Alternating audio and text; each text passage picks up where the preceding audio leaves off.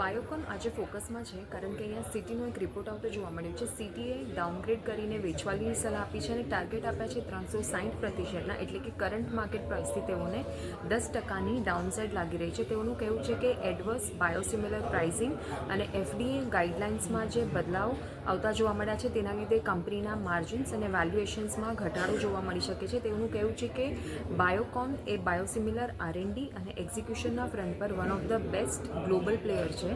H1 FY26માં Biocon Biologics કે જે બાયોકોનની subsidiary company છે ત્યાં કોર માર્જિન્સ ફ્લેટિશ રહેતા જોવા મળ્યા છે. હાલમાં જ કંપનીના ફેઝ 3ને રિમૂવ કરવા માટેની જે USA ગાઈડલાઇન્સ આવતી જોવા મળી છે, તેઓનું માનવું છે કે આના લીધે કોમ્પિટિશન વધશે અને કંપનીના વેલ્યુએશન્સ પર પણ તેની અસર જોવા મળી શકે છે.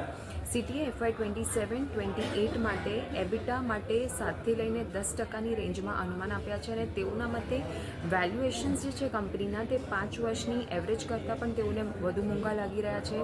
બાયોસિમિલર બિઝનેસ માટે એબિટાના અનુમાન પહેલાં જે તેઓએ 20x આપ્યા હતા ત્યાંથી ઘટાડીને હવે 14x કર્યા છે અને જેનરિક બિઝનેસ માટે જે પહેલાં 16x આપ્યા હતા ત્યાંથી ઘટાડીને હવે 14x અનુમાન કર્યા છે. આ રિપોર્ટ બાદ શેર અત્યારે આપણને 4% જેટલી ઘટાડા સાથે કારોબાર કરતો જોવા મળી રહ્યો છે.